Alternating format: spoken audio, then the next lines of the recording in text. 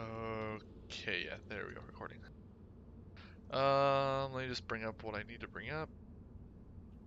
I shared the link. I shared the link in njed in Discord, and also dropped. Okay, cool. I'll click on that here soon. Oh shit, goddamn Google Docs presentation. Yeah, this is serious business. So we'll get to those really shortly here. First up, so yeah, thanks for coming. It looks like we got actually quite a lot of people here. It's good. So as you probably have been hearing a little bit here and there, we're looking to do quite a few big changes. I think a lot of it's necessary. Some of it we just need to do or probably should do. A good amount of it's going to revolve around um, who we're recruiting. We haven't really changed it for like a year of like our requirements, so it's kind of time to take a look at that again. Um, we're gonna look at also activity requirements. Ooh, spooky. For staying in the corp. As you probably can see, let's see, we're at how many people in the corp now? 179 people. We have 20 people online, which is a lot of people, and we have a 179 member corp. Um, we're definitely inflated, for sure. There are probably worse cases out there in normal space, but we need to clean up anyway. There's a lot of kind of really inactive or just complete dead, falling off the map people. And I know some of them, hey, we even have probably a couple. Do we have a couple directors that maybe that are probably need to go in terms of just activity time, and we want to make sure that people who are in the corp are really here in the corp. And it's okay if you come back later, we bring you back in or something like that. It's fine. We just want to make sure that our presented numbers are reasonable um, and realistic.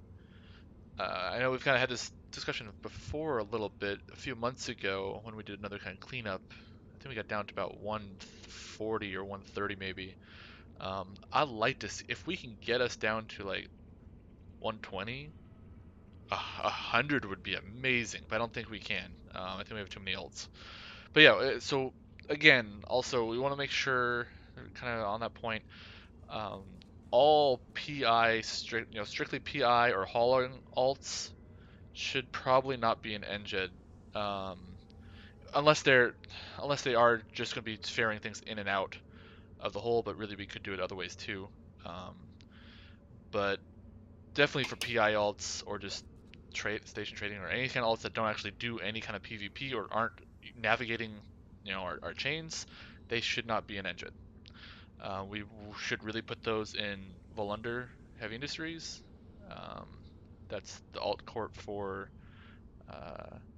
basically, yeah, just alt corp for PI or anything else. They still have all access to our structures, well, most of the access, um, and it just makes it a little easier to have just a space for those characters, and so they don't just clog up njed.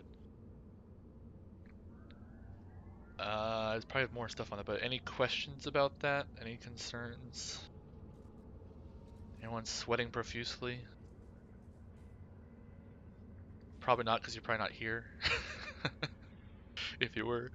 Um, no big deal. It's not supposed to be, if you need to take some time off, that's cool. Or just you're going to be, vacation, you're on military duty or something. It doesn't matter. Like, just let us know. That's the easiest way to stay around. Just be active in Discord. Talk to us. Let us know that, hey, I'm going to be out for a while, and keep checking in. And I won't, we're not going to kick you out. I think somehow Gale is still on. I'm probably gonna kick him. Finally. Right? Um, yeah, we might boot Chance Ravine's alt. It's probably about time. He doesn't really need to be here. But anyway, requirements-wise, what we want to do. So right now, as you kind of know, we have a 3-month activity. As long as you've logged in the past 3 months, you're a-okay. That's all I do really check for. That's turning out to be not really enough. We want to not only move it down to 2 months, but we want to move it also down to where it's 2 months and some form of Z killboard activity. You're either on a kill or have been killed. That character. Obviously, it might be a little hard to detect alts and things like that, but we'll figure that out. We'll manage. But Also in wormhole space. right, in wormhole space. That should be clear as well.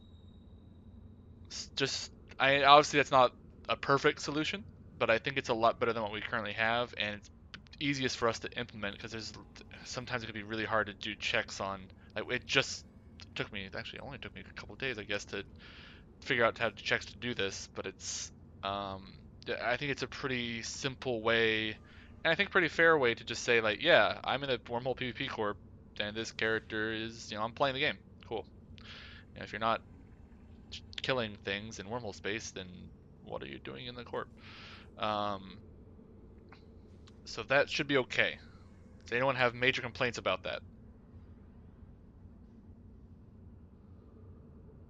Is everyone okay with that? All right, no one's okay with it, and no one's horribly detested by it. Indifferent. It's good. I'll speak up just to say I'm okay with it. Okay, cool. I just want to make sure like we're not like trembling here. So yeah, it seems that should be all right. We'll give that a go. It will probably help a lot. I didn't run numbers exactly to see how many people it would kick right now, but we can easily get below 150, 140 like by tomorrow if we wanted to, just to start cleaning out. So that's already a better number than almost 180, which we definitely don't have. There's been a lot of times so far, and I've been convoed, or at least you've seen in local, they talked to us, where people kind of expected us to bring a lot more than what we showed. People kind of see the 150 plus number, and they're like, "Oh, that's a big corp," and they probably have more guys because I only see 10. They probably have 10 more. Well, for us, it's usually not the case. We're generally, we're medium-sized corp, which there actually aren't too many medium-sized corps really left around in wormhole space, especially in low class. So we're one of few, and some people just either overcompensate against us, like the bigger corps are like, uh-oh, they could bring quite a bit. Let's just throw everything we got, and we can't match it. And then the small corps just run from us because they see high numbers, even though we only have 5 people on. It's like, come on, we can fight anyway. So anyway, hopefully that will address that. In terms of activity requirements. Also, I just mentioned earlier too was the recruitment requirements. What I'm going to try to do for right now, don't worry about the people who are at least currently applied, I've talked to, or just got in. Don't worry about it. But I think going forward, we're going to look at doing, getting rid of completely wipe out the letting in alphas. We're not going to try to do that anymore. We're a little past that. And probably set either an SP requirement of 10 mil, or you need to have T2 in like a T3 destroyer or a T2 cruiser, something like that. I think kind of a decent start. We don't need anything big. You don't need to be in all your battleships. You don't need, just as long as you have skills to fly a T2 cruiser or a T3 destroyer. That's pretty good because you're close to interdictors, you're close to any kind of cruisers, which is most of our stuff anyway. I'll see how that goes. Next post I do, I'll update everything and see what changes. Usually the people that have been actually replying have had more than 10 mil SP and have met most of those requirements, so it might not even be a big deal. I'm still fine if you're a friend of a friend and you know someone and they give the thumbs up for it, sure. Well, we can still work on that. It's okay. But I just want to kind of raise our general recruitments because it's not a bad thing. We've actually been getting hit pretty hard with a lot of recruitment ads past couple weeks. And we've probably been a little lazy on some of them too. So when you trying to actually keep up with them in a diligent manner has been difficult. And we'll make sure we're getting good people before we commit time to look things over and do simple checks and interviews if we have to or whatever it is. So I'll see how that goes. Hopefully in the next couple days here, I'll put a recruitment ad out and see if there's any difference. Any questions on recruitment stuff? Oh, one more thing I wanted to add. I didn't mention it before. As another possibility, if we want to look at it later, if we really get serious about things, I guess we kind of brought this up in leadership a little bit, but we're just wondering, it's kind of an option maybe sometime down the road, is to have a specific, actually a specific structure, like Astro House in Serenity, set up for people interested in joining. Basically, they can go through, if they don't have too much PvP experience, or guilds and wormhole space, or whatever it is, they can still chill with us in the same local. Maybe we have a certain channel for them. They can still go with the fleets with us, and once they get a kill or two and feel comfortable, we let them in for the real deal. I know some corps do that. It's more PvP, like really strict PvP corps will do that. It's kind of like a trial. It's not too bad for wormhole space because some people don't know what we're like until they're actually flying with us, and it's like, oh, okay, this is what you guys normally do. So it's an option. I'm not gonna do it yet, but it's something we'll think about if it gets any kind of demand in the future. Okay. Any questions on recruitment stuff? I think I just kind of like want to pile on there. I think the crux of all this is that we can either, like, we've been inviting low SP recruits in the sheer hopes of like finding the diamonds in the rough, like people who don't like have been in e-scout for some time and like wormholes, like scouting, like scanning, but don't have like necessary PvP experience, but are willing to learn. Like, I think that last thing, the willingness to learn and move forward, is the most coveted thing that we're looking for. Other than that, just a personality fit. I think those are the two biggest ones. So I'm all in favor of raising the bar in terms of the criteria that we're trying to recruit people. But I also think if someone like shows eagerness and has an active kill board and is not like an alpha, or started playing 2 months ago, then yeah, I do think we should have better enforcement of letting people in under the recruit status, or not letting them in, maybe with the separate Astro House or something like that, and like better enforce the use of the recruit. And once you're like, we're happy with you, then we promote you to full member mechanism. Yep.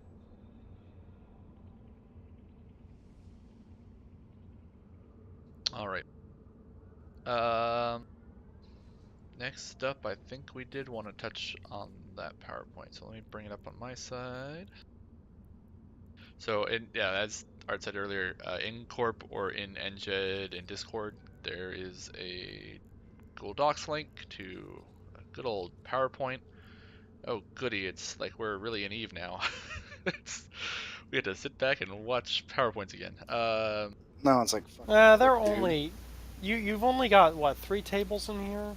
I know this is kind of sad on graphs, and so you can blame Artinius for that. It's just really not there. And none of these are 3D. I'm sorry, I'm busy playing the game right now. Should I be stopping and watching you?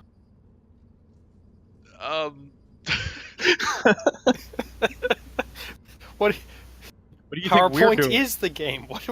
Yeah, duh. It's really, it's too bad they got rid of that in-game browser. That Right. yeah, this is actually the first time I could think of that I would really use it.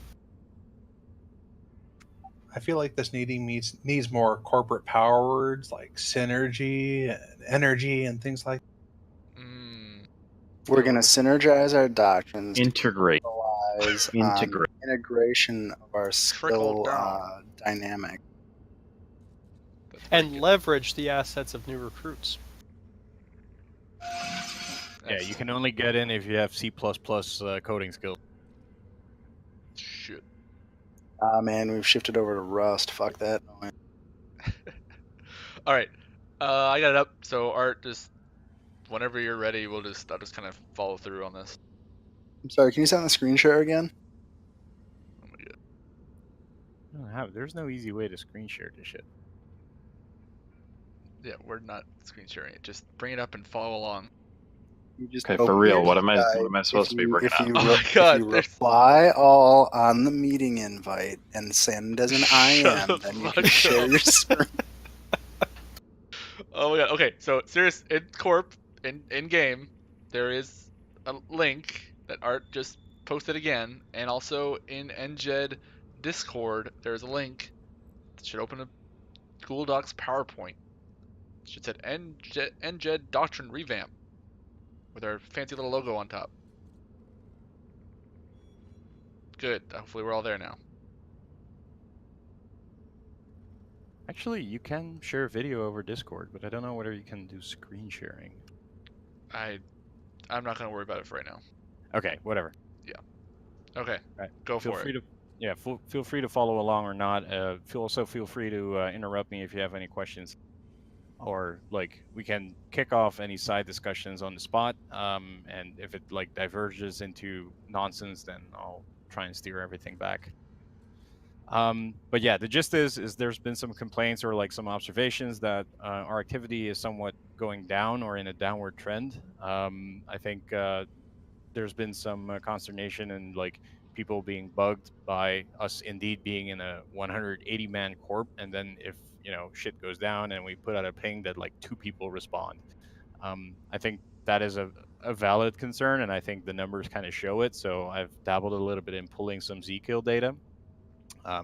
If you direct your attention to slide 2, these are the totals, total values, or sorry, total numbers of ships killed and ships lost since the beginning of NJED, really. And it's really the last, well, let's say 6-7 months since the summer of 2018 that there's a somewhat concerning downward trend. I think like it's not too alarming because we did have a really good summer, and I think the numbers show like speak for itself there. But nevertheless, I think it's important to like bring this up to everyone's attention and say like, hey guys, we're seeing this, and I know everyone's busy in real life, but I think it's also prudent to like address this in a smart way and not just act as if nothing's happening. So hence why we put together this little presentation here. So I'm not going to reiterate or restate all the stuff on all the bullets on this slide. I think it's pretty self-explanatory. Wormhole content, at least in late Pacific time zone, it's pretty scarce. Like it's very rare for me to run into like a ratting drake or anything like that, or another active PvP corp that is reasonably sized. I think Eastern U.S. time zone has a little bit more luck with it, and I think European time zone also uh, has more availability there, simply because the overall numbers are more on their side. Nullsec, lowsec, every time we go there, we get dunked on by titans and what kind of fucking bullshit. So yay CCP and null bears and crap. So rant, rant, rant. I think another thing to recognize is that the content drivers that we have found or to be reasonably successful, such as content tarus, are they do require a large time investment and also commitment, right? So it does require people to like get ships to a target hole. It requires an initiator to actually go in, drop a right taru, poll who's available and who's not, and who can bring what and whatnot, and that kind of ties in with our doctrine revamp later on.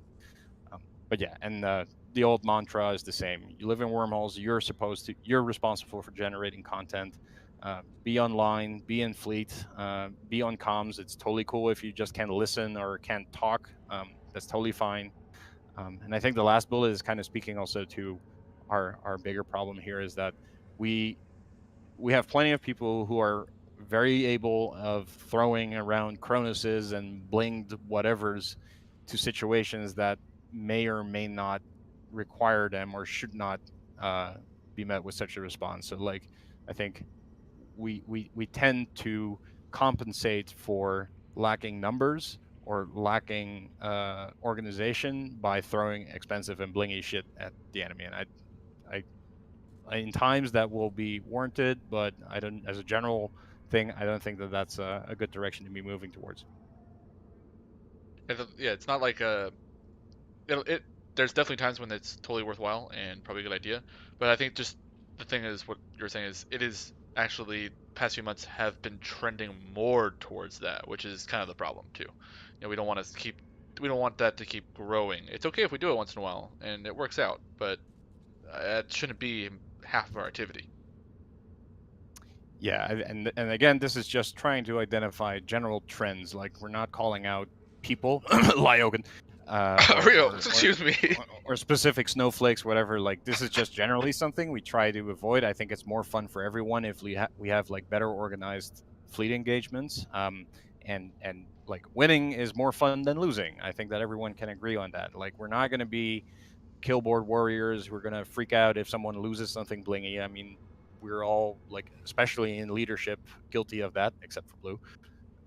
But yeah, it's as a general trend. If we have numbers, I think we can do a lot by just better organizing ourselves and getting better at actually playing this game, rather than just throwing billions of ISK at fights that we are deemed to like lose. Any questions so far, or objections, or comments, concerns? Is the vertical axis on those charts a monetary value or a number? Absolute ship numbers. So the reason why I duplicated this graph, it's the same data. Both are numbers of ships. It's just what's stacked on top of the other. We lost 1,000 ships in June. No. That's we have killed and lost 1,000 ships in June. Yep. So also note that large contributors to those are the Concentarios that we did, and if some would drop like 50 to 100 T1 bullshit, and that definitely counts there as well. So I don't think the spike in June of 2018 is completely accurate, and that also brings me to a different topic. But I also actually have some more graphs that put this into a different perspective. We'll get to that in a moment. All right. With that, I'm just going to move on. So slide 3. Yep. I think this is already something that I pretty much covered on a previous slide. Again, wormhole content is scarce. It's always been. You have to work to find your content. Like sitting back and just waiting for content to be fed to you doesn't work.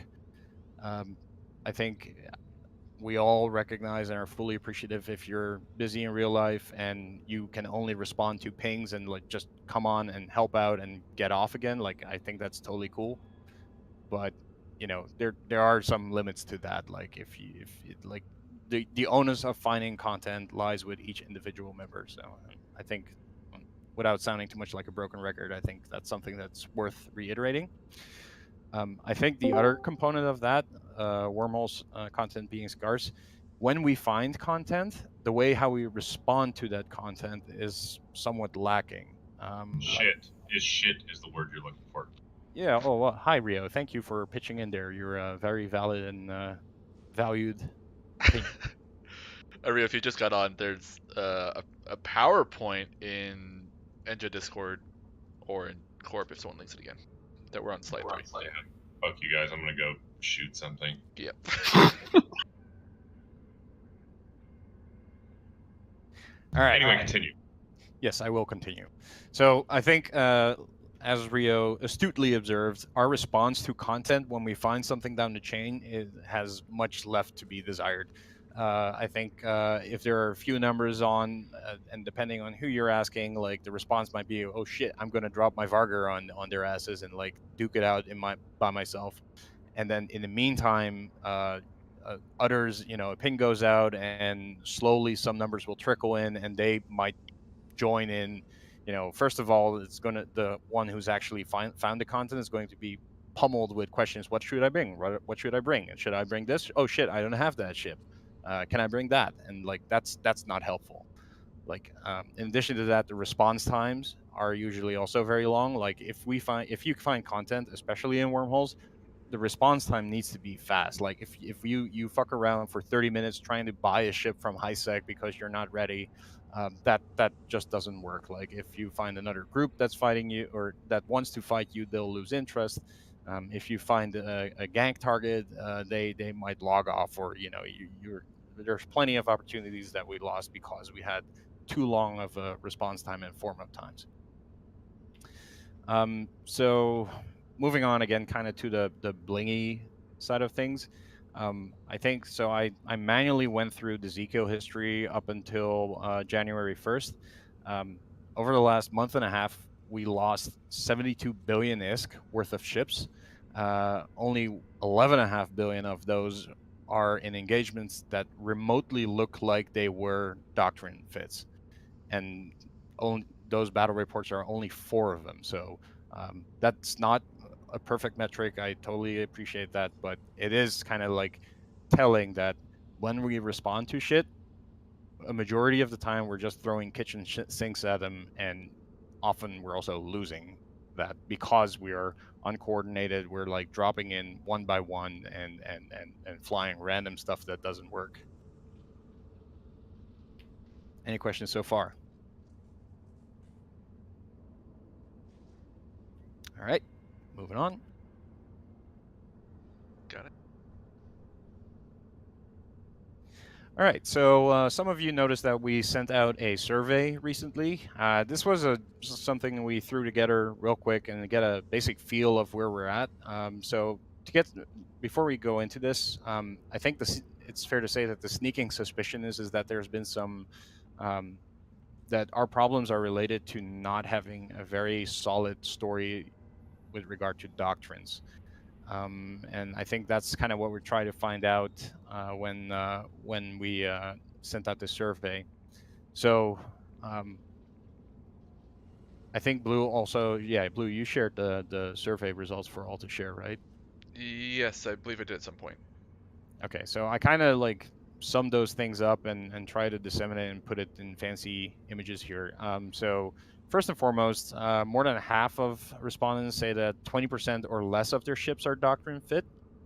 50%, like extrapolating based on like what the estimated range of total ships are plus their percentage indication, we kind of think that more than half of the Corp has about 10 doctrine ships or less. Interestingly enough, 12% of that minority, or 12% of the people who have 10 doctrine ships or less think they have enough. The rest think, yeah, I should probably get more because I don't feel ready. And like cited reasons are lack of money or time, lack of skill points, or a lack of demand. And that's kind of like what I got to in the bottom point there. There were a few people, so 38% says they have 25 or more doctrine ships, of which 33% thinks they still don't have enough, which I thought was interesting. But yeah, and going back to the reasons why people don't have a doctrine ship, I think the vast majority of people say like they either don't have enough money or time, so it's too much of a cost to maintain ships for each individual doctrine, or they feel like we never use these things, so why should I get one? It's only a very small minority that says that they don't have the skill points needed to fly things, and I think that's kind of like indicative. Again, this is a very small sample. We might actually send out a follow-up survey to do some more like better data gathering, I guess, like depending on how much we want to nerd out about this. Was your sample size like 12? I think it was a little bit bigger. Yeah, not much bigger, but yeah, it was bigger. So, and again, like this is something. So I've spent some time trying to figure out getting some metrics on all of this. I think there's a lot of information and data there. So you can pull shit from Zco, we can pull shit from FleetUp. This survey was really a half-assed, half-assed. It's a kind of like basic attempt at getting some data on this, but nevertheless, I think any data is better than no data. So this is what we have, and interpret it the way you see fit. But I do think it's kind of indicative of like where we're at. All right, any questions? All All right. Moving on to slide 5. I'm there. So this goes into more detail about what people actually said in terms of how they perceived the doctrines that we have so far. I think these are all the usual suspects, and everyone's pretty well familiar with them.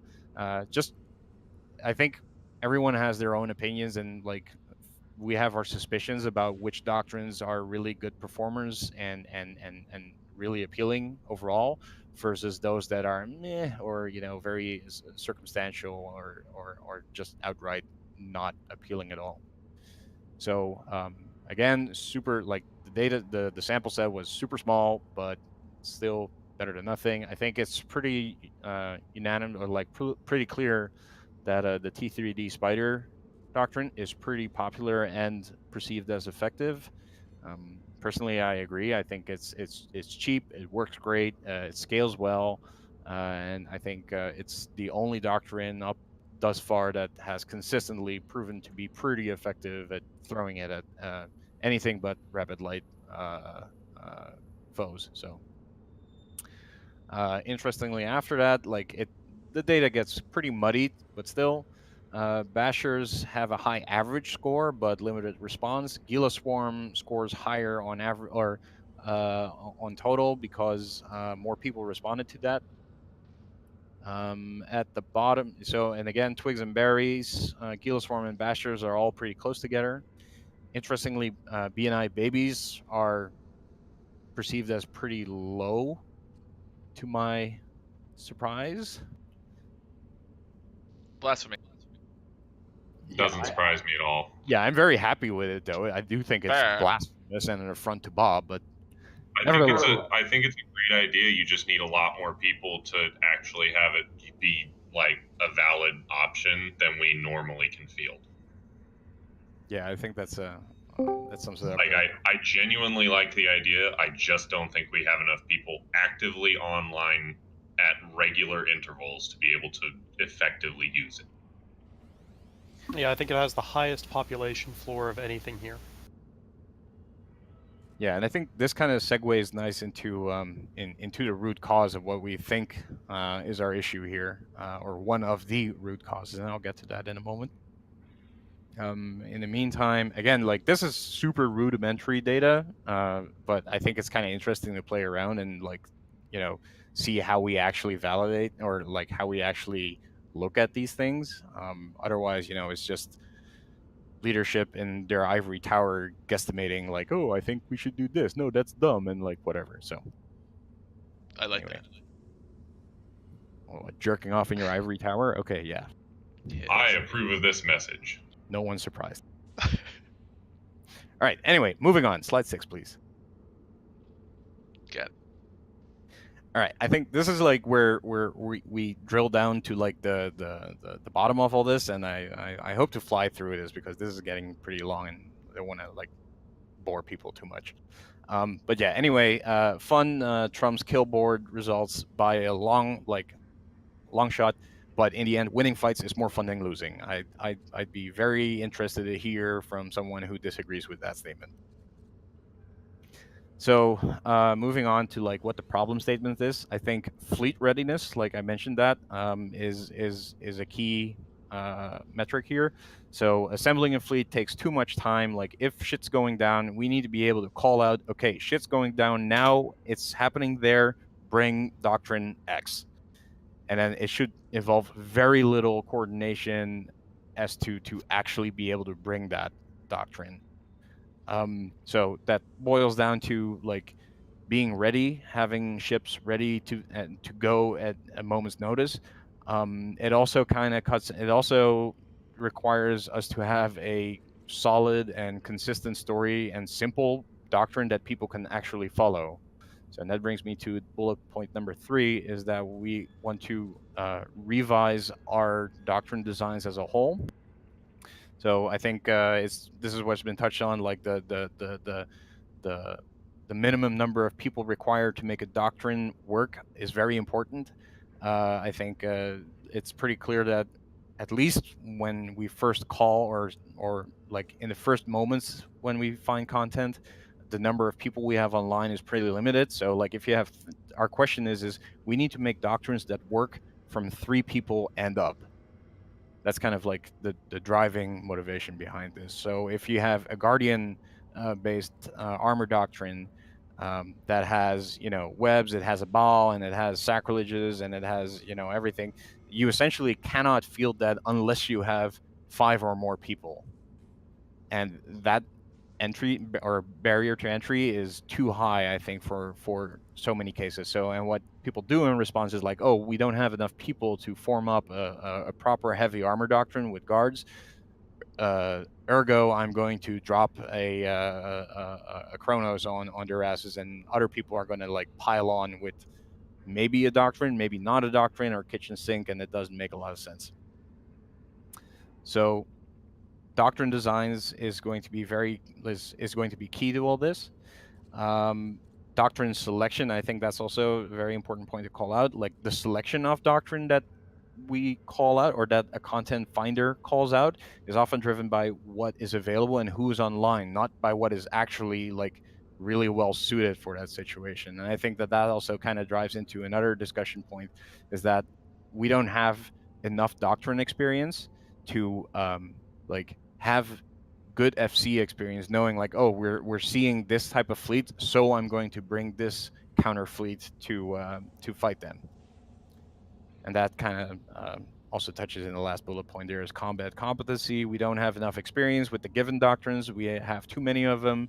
We don't fly enough of them, and basically we should be getting good at flying what we have. Any questions up until now? Nope. In that case, moving on to slide 7. Got it. So this is kind of like, this is just a duplicate. The previous slide was the problem statement. So, and this is the functional response to those problems. Again, fun beats killboard results. That's by far like the most important thing. We'll not bitch about like if you lose expensive shit, but we do want to like better enforce fleet readiness. So really have ships ready at all times. Be in comms, be in fleet, be aware of what is in the chain. Don't be completely absent-minded. Don't be in fleet. Don't log into comms and then just head off and do shit in the chain while 2 systems over, like we have 6 people perched on a wormhole trying to gank someone or something. Yeah, it's easier for everyone else to actually be a ping warrior if you are busy, if you're playing something else, or you're just totally distracted and not actually there really in game. Just listen to pings, like just log out really, because it's numbers still online will affect, you know, what enemies see of us. They'll see us docked up or whatever. It's easier just to steer clear and get in when you get a ping. I obviously want you in game and playing, but if you're doing other stuff, just don't be logged in if you can help it. Yeah, and I think the word ping warrior has somewhat of a negative connotation, but I do think it's expressly like we want to make it very clear, like if you're busy in real life and you have shit to do, then being a ping warrior is totally fine, as long as you can log in. If you log in, that you know, like, okay, I have my ships ready to go, just tell me what you need and I'll be there and ready to form up in what's appropriate. Like, it does not help if you're a ping warrior and halfway through a fight you speak up on comms like, hey dudes, what should I bring? Oh, what's happening? Oh, you're fighting that? And like that does not help in the moment. So moving on to like what the action items are here. For doctrine design, we want to revisit the whole thing and simplify. That's basically the gist of what we're trying to achieve here. As mentioned, the second design direction here is to make doctrines that work well for small numbers. And small, I think the starting number that we're thinking of is 3. So if you have 3 people and you find shit to do or to pew, you should be able to get into a doctrine. I think conceptually this looks like either 2 DPS ships and 1 solo logi, so Oniros or Simi, or remote reps, a spider configuration like remote repping confessors. I tried to propose nesters, but was met with It's different systems. Furious resistance, much to my demise. But anyway, I support you. Shut up, Graham. all right, we'll get there. And fleet competency. So that's like the bottom line is that like if we fly fewer doctrines more often, we'll get better at using those doctrines. We'll know the strengths, we'll know the weaknesses, and like we can actually train some FCs to actually do shit rather than like Rio taking on an entire fleet solo with 600 people waiting on a wormhole and like, oh, can we kill something or like that? I mean, I'm not dissuading that, and I like recognize that Rio dropping his shit is one of the biggest content creators, so we should totally like do that. But when the rest of us form up in something, it should be in something that's reasonable, that makes sense, that actually and something that we're actually good at flying. Yeah, the fewer doctrines more often is just it'll just help reinforce the learning opportunities, right? It's like you were obviously losing the same ship multiple times is you're gonna learn probably more than if you lost 5 completely random other ships at different times. At least you're Yeah, gonna learn more about that ship, that's for sure. yeah, and to be clear, like I don't think at this point we're telling people, oh, you cannot fly anything that is not doctrine. I think this is mostly just making for us as a corp making the statement we're going to simplify and reduce the number of doctrines that we have, focus on trying to fly those well before we start expanding. Like if you and another dude are online and you're like, oh, we're just going to fuck around in nullsec, like fly whatever, I really don't care. So, but this is like trying to figure out what we're getting at, like what we're good at and what works for us. And this is by no means set in stone, and it will probably change. And we'll like once we're good at this shit, then we'll look at to expanding into more doctrines. All right, so looking at a little bit more specifics in slide 8. Super straightforward. Previously, we had 7 doctrines covering 39 unique fittings that did not include capitals or the PVE doctrines, but it just goes to like kind of show like how many doctrines we had, how many different ships there were in those doctrines, and like indirectly how that makes it much harder for individual members to have ships ready for each and every one of them. Like it doesn't really help if I have one confessor for the remote repping T3Ds, and I have to have another confessor, a different fit for the Twigs and Berries one. Although they're like very similar, it still requires some organization. It still increases the barriers to entry, and it just doesn't make sense. So yeah, the whole idea is we're going to drive this down from 7 doctrines and 39 unique fittings to 3 doctrines and 16-ish unique fittings. And again, everything's still TBD and subject to change and feedback from y'all. All right, and then moving on to slide 9, and I think this is kind of the bedrock of or the meat of it, what we're trying to get at. Got it. So slide 9 are the new doctrines that we would like to propose. We're proposed to get rid or at least archive, temporarily shelf all the others. We want to maintain a core selection of T3D confessors just because they're so good.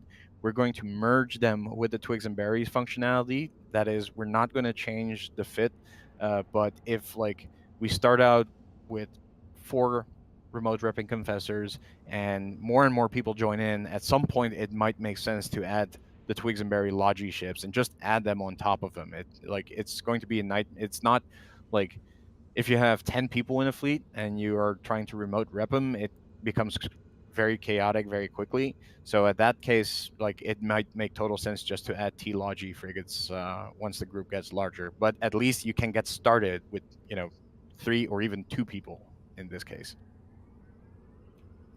Then the second bullet is the Gila Swarm. So I think we're looking at a minor update to the Gilas, making them a little bit less tanky, but a little faster, a little bit more maneuverable. Again, name of the game here is flexibility and low entry barriers. So we're trying to these I think Gilas have been like proven themselves to be pretty effective. I think we well understand the limitations of this, so definitely we'll be looking at adding some type of webbing. So Hugins or support Lokis or something like that could be like very welcome additions. But at its core, Gilas and Simis are what this fleet should be about. And I think if you have 3 people, and which means you can get 2 Gilas and 1 Simi, that is a very decent fleet to get started with, and it's very easy for people to pile on. Like just add Simis and Gilas. So, and finally, and this is kind of what we're still looking at and trying to figure out exactly what it's going to look like, but that's going to be a Drekovic Oneros comp.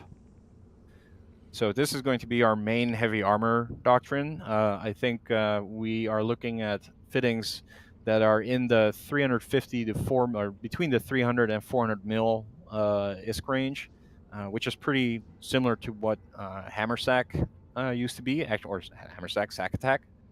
Actually, it's a little bit cheaper than that. We're also entertaining whether we're still doing 50 MN fits or 100 MN fits for both the Drek and the Oneros. But yeah, again, it's the same philosophy. It's very potent if you have 10 people or more in this fit, but it also works when you have 3 people online. So the proposal of all of this is to get rid of all the other doctrines, at least for the time being, and get people trained up and using these 3 doctrines as much as possible before spreading out to other stuff. And that is pretty much the gist of the new doctrine proposal. And I have some fun backup slides with some additional statistics if people are interested. So it's kind of follow on straight to this. Some of you might be wondering, wow, I have billions of ISK of other ships for these other doctrines. What do I do with them now? Good news. We're looking to see. I'm pretty sure we can do it in some form or fashion. To get a whole buyback from the Corp on the previous doctrines that we had out, especially like Sack Attack, Bashers, and the Trigger doctrines. We definitely want to look at make sure we can get you some money by buying those back. The Corp can either sell them or retool them or just save them for later until we do want to actually, branch into those again. What I would propose for now would be we're just going to grab hulls. So strip your fittings if you're looking to get rid of them. You don't have to. It's up to you if you need some extra cash or you just want to not have so many ships in your hangar bay. Strip them, keep the mods. I'll put up prices for them sometime, but you just contract the ships over to the Corp. Corp will grab them for you, and you don't have to worry about it. And I'll see if try to get full price or as close as possible as we can. We don't have unlimited funds. I'd like to buy everything back, but that's probably not going to happen. So at least at minimum half price for things. Probably a lot more, because you could just take it out and sell it elsewhere. But we're just trying to make sure we can recycle those, do something with it, and get some money in your wallets to hopefully narrow down and be concise on these other doctrines, well, some existing doctrines, get chips for these. I'm trying to think if there's, yeah, I'll get like a mail out or something with all the information there. It shouldn't be too difficult. I'll see what we can do for funding it. I don't know. We'll see, but yeah, we will have buyback. Don't worry if you have, a couple billion sitting around. We should be able to refund you a bit on it.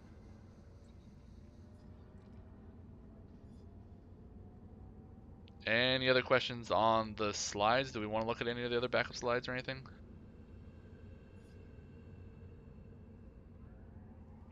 Guess not. Okay. Fleet Up is not current yet. Yeah, Fleet Up is still work in progress. Don't go buy that yet. A lot of ships, especially like the Gila Swarm, have not been updated completely yet, and Dreadnought just got there and it's still undergoing some tests. So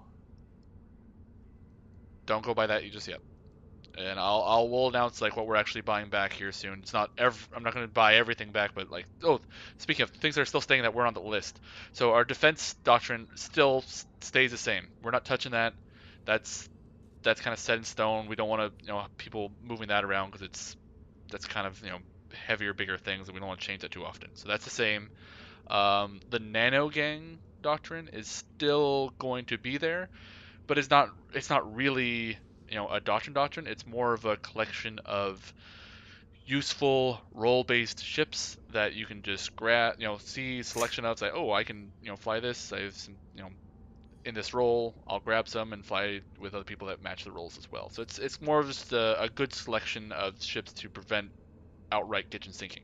It's probably a better choice than just kitchen sinking it. Right. So like, if I found something and I say, I need help, can somebody bring anti-tackle?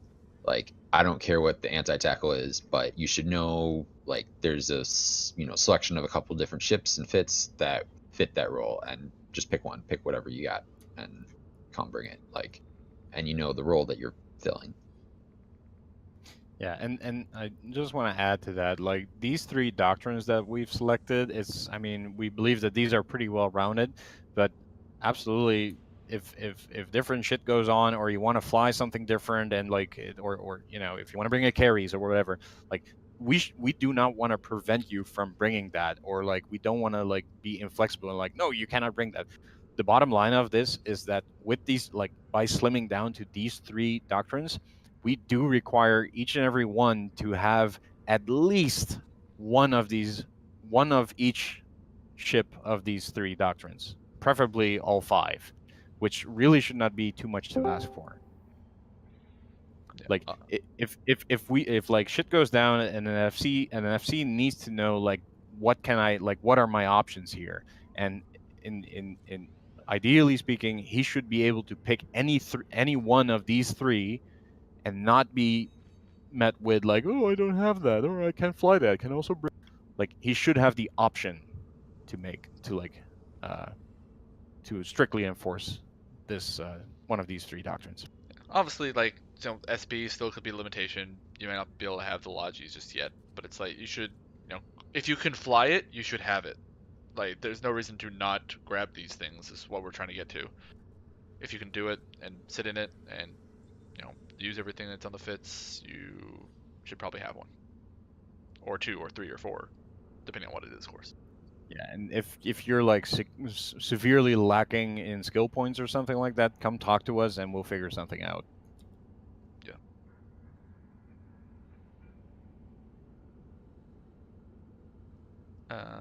Oh, Scrib, did you buy that Drek that was on the fleet up?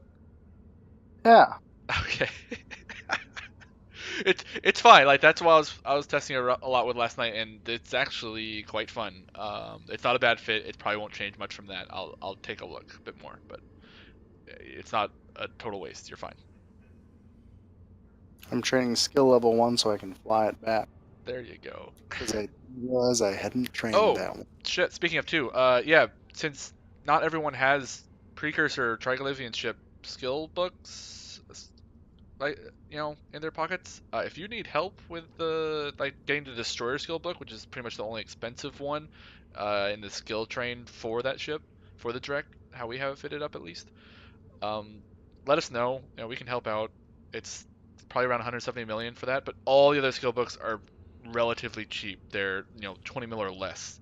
It's just that destroyer one, which is still kind of hovering a little high. It might go down later, but if you need help, let us know. I know that's the only kind of weird cost really right now. Is just a random spike there, and for some it might be a little annoying to overcome. But yeah, we'll help you out there.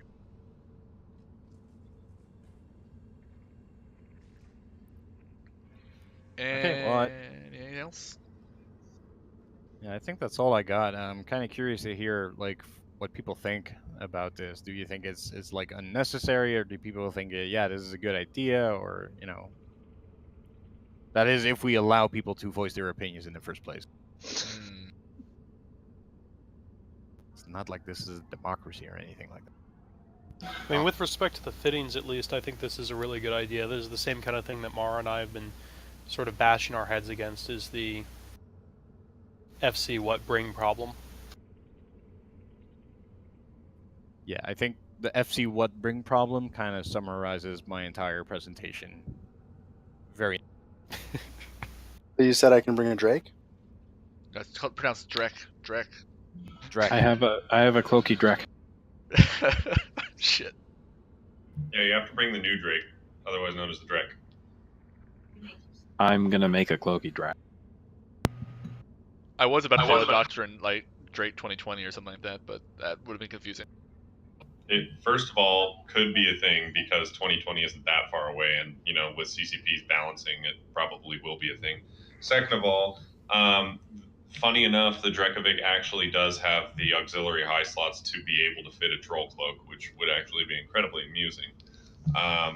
Third of all, yeah, no, I agree with all of the points of have at least one of each doctrine.